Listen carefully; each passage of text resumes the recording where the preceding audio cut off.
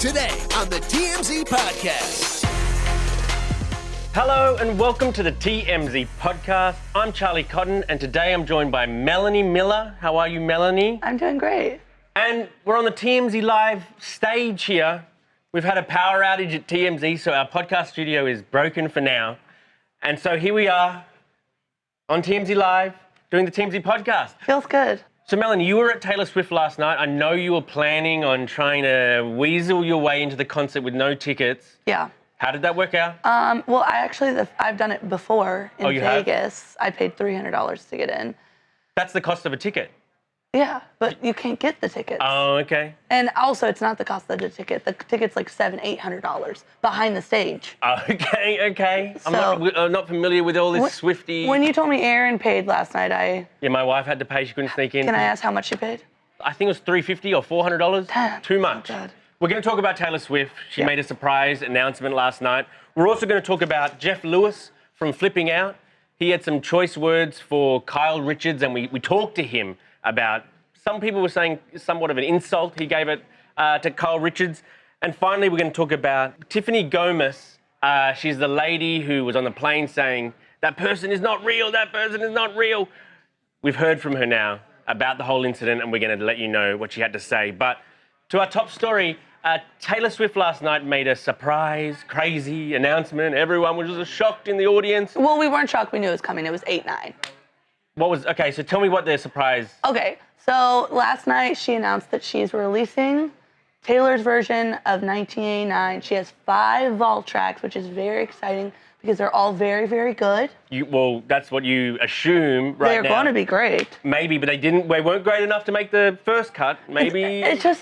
There's just got to be some other reasons because the songs that she puts out should have always been on the albums. It makes no sense what her thought process is. If she couldn't fit them on the main thing, I think that maybe they're going to be... Yeah, she's trying to drum up business, drum up attention for her album. So this was crazy, awesome news. Everyone went nuts in the crowd. Oh, you went inside? I was outside. You were outside? I tried to offer money. I tried to offer other things that somebody might want. Like what would somebody want from you? Photos. Photos? Well, no wonder you didn't get in, Melanie. No wonder you didn't get in.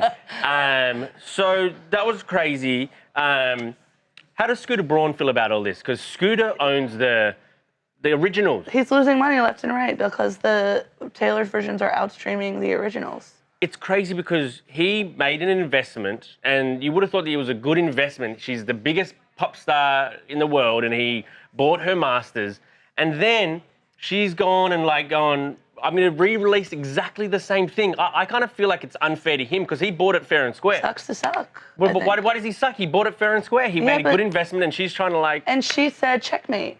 She said, okay, I see you, and I'm going to make a move. So he could have made a better one. I just don't understand why what he did was so wrong that she's got to She wanted to buy them. They wouldn't let her. Did she have enough money? Yes.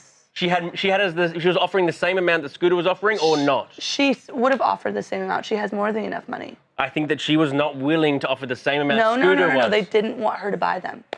They wouldn't let her buy them because they don't like her. I think that you're just such a Taylor fan, stan. Let me tell you something. Everything she says, everything she does, justice for Scooter and his original songs. I'm going to be streaming Scooter's version. You're not going to be streaming Taylor Swift at all. I might just leave it there and put it on mute and just click on Scooter's version. Let me tell you, the real story last night is Carly Kloss being there. Okay, tell me why that's interesting. So Taylor and Carly were the best of friends. They were like thick as thieves. She's written so many songs about Taylor. People assume Closure is about Carly Kloss, where she says, I don't need your closure. Yes, I got your letter. Yes, I'm doing better. I don't need your closure. She's also wrote a lyric about Carly that says she's a crook who was caught. Because if you don't know, Taylor... She was in the squad, right? She was in the squad. She was a founding member of the squad. Totally. Right, okay. So she was represented by Scooter Braun, Taylor's arch nemesis. Apparently, the story goes that Carly leaked about the fact that her masters were going to go up for sale. So Scooter then got in to buy them. And if it weren't for Carly, Scooter would have never known. And this whole thing is Carly's fault. So she's a traitor. She's a crook who was caught. But she was at the gig last night. Yeah, because everyone wants to be there. But she wasn't sitting in Taylor's VIP section. So when Taylor invites fans, she has 2 little tents that are sitting on the floor. So you're like, these are my invite. They're family, friends. These are the people I personally invited. Yeah, Taylor's version of people that she wants there. Exactly. And where was Carly sitting? Not on the floor. She was up in the nosebleeds? She was in lower bowl or something. Okay, so she had to buy her own ticket. She had to buy her own ticket. Okay, all right. Well, at least maybe she's dipping her toe back into the friendship. No, it just is petty and she wants attention. If she's willing to go to the concert, I think we should No. let's embrace her. She screwed her completely. She's a Swiftie now, like you, so we got to embrace her, right? Swifties embrace Swifties. We don't embrace people that screw over Taylor. Okay, gotcha. All right, on to our next story. Okay.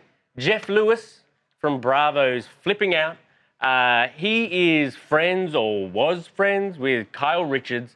He went on Andy Cohen's show, Watch What Happens Live, the other night, and he called her a lesbian on Ozempic. Kyle Richards. Okay, Kyle and I are friends. Yes. And I'm pissed she didn't tell me she's a lesbian on Ozempic. Right. Did you know? No, did you guys know that one of the side effects of Ozempic is lesbianism? Yes. Oh.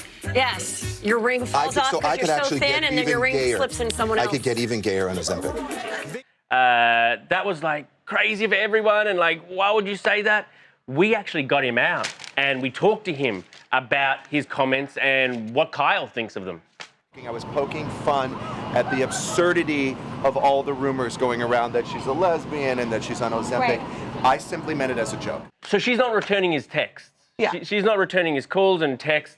Do you think that she would be that offended by Yes. those comments? That's offensive. What, the lesbian part or the Ozempic part? I mean, just all of it, because she said that she's in a relationship with her husband right now. So We know she's not. We know she's not.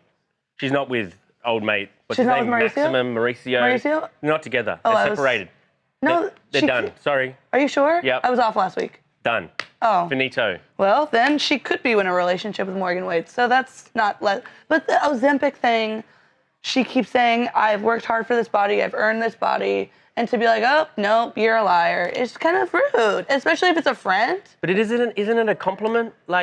Some people say, Charlie, you're look like you're druggy strung out. And I'm like, well, thank you. That means I'm not that overweight. You know what I mean? It's kind of, you're on Ozempic. If you know you're not, you're like, oh, thank you for the nice compliment about me being skinny. No, it's kind of like, oh, you didn't really earn your place, you screwed your way to the top. But if she knows she's not that way, if she knows she's not on Ozempic, there's just only a compliment. If I was Kyle, I'd be like, damn, thank you very much, Jeff.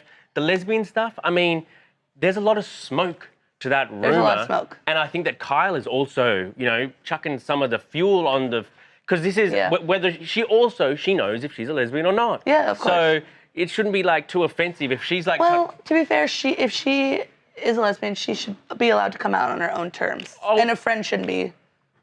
outing her. That's very true. I mean, Jeff, for his part, as you heard in the clip, basically said, look, this is just a joke.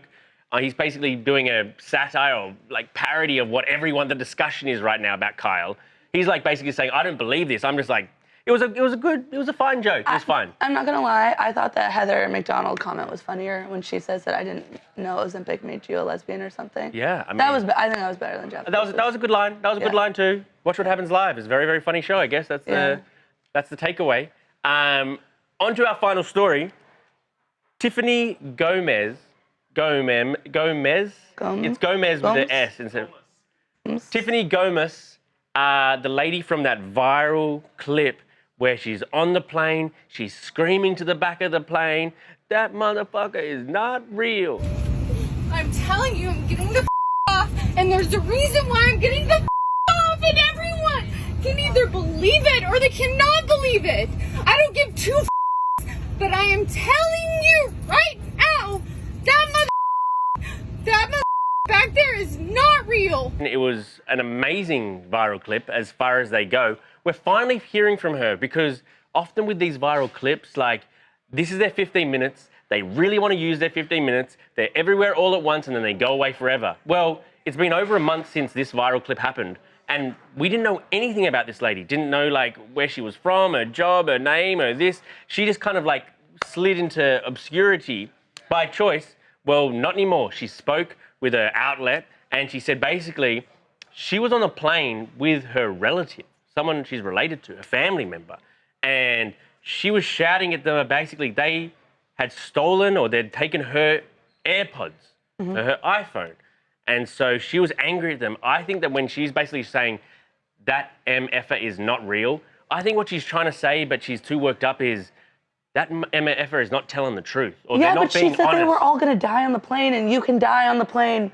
How does that relate to AirPods? I think basically she's obviously like a highly emotional, like says crazy stuff. You know how if you're in an argument with someone or if you feel like heightened, you say all this stuff that sometimes is not even grammatically correct. You know, but basically just... But that's like taking a right. She took a full U-turn. I don't think she was saying that person back there doesn't exist or She they're an said that alien or people they're... were going to get, she said, get off the plane. You're all going to die. I know. She definitely should have said that part. To be shouting or causing a scene on a plane I think is never a good idea. Am I allowed to assume this? What? I feel like she probably might have taken some drugs and she didn't want to admit it because that's the only reason you'd... Like, how else do you get to AirPods and deaf? I don't think that she's, like, hallucinating. I think that it's a lady who's in a very heightened emotional state, not thinking properly, not saying the words aren't coming out of her mouth properly. Words don't come out of my mouth properly when I'm not heightened. Like, if we're in those situations, sometimes you just kind of missay things. That's where I think that isn't real. Like, she knows the person exists, but what they're saying isn't real. Like, they're my earpods. Let me ask you a question. You smoke a lot of weed. Thank you. You eat a lot of edibles. I do, yeah. And I've eaten a lot of edibles. Okay. And I've said some weird stuff. Yes. When I've been high on edibles. Yes. Like, I thought my head was a rock. This feels like that. This is giving... I took too many edibles. I'm having a bad time. She could have been like, had a couple drinks at before the flight. She could, there could be all these contributing factors. A does not equal C. Right. Or whatever. Right. A does not equal C. I do think it's interesting that she is now slowly tiptoeing into. I hope the marketing firm she works for. We know now she works for this Uppercut Marketing or something like that. I hope they don't fire her over this or like. Why would they? It's AirPods. I know it's yeah, she created a viral storm, but she wasn't racist or she didn't say anything crazy. She had a really bad moment. I'm not gonna lie, I just recently got into the Final Destination series and I think it's fantastic. It's a great show. Movie. Yeah, like I thought like this was actually real. Now it's not, so that's kind of a bummer. Or it is, and it is real, you know. What do you mean? Like the Final Destination stuff is real. Oh, you were thinking that like the plane didn't go down? Yeah. That she was right? Yeah. Oh, thank God it didn't, man. And also, I was just, it's crazy that it was her family she was shouting at. I didn't know that at all. None of this makes sense. So what does she want out of going to an outlet and getting I think she press? basically just wants to say, you know, it's no good to go viral like this. Like, this has ruined my life, you know. She said her life has been blown up since the rant last month. She said it's been blown up, it's frightening. Things go viral and everything changes. I kind of feel bad for her. I feel bad for her too. I hope this is the end of it for her. It's just such a funny video. It'll be impossible for her to escape this her rest of her life. But who cares? Like, it's like a ha ha ha. You're like, I would almost want a selfie with her. Like, not like embarrassing shame. Like, oh my God, what a clip, what a moment. I'd love to see her at LAX today and interview her about this. Could you imagine? It'd be the best. It'd be the best. It would be great. All she right. shouldn't feel shame about this. We got to go out there right now and go and find these people. I'm going to LAX. Where are you going to? Probably Beverly Glen. Beverly Glen. All right. Well, thank you very much for joining me, Melanie. Thank you for having me. And we'll see you guys here tomorrow.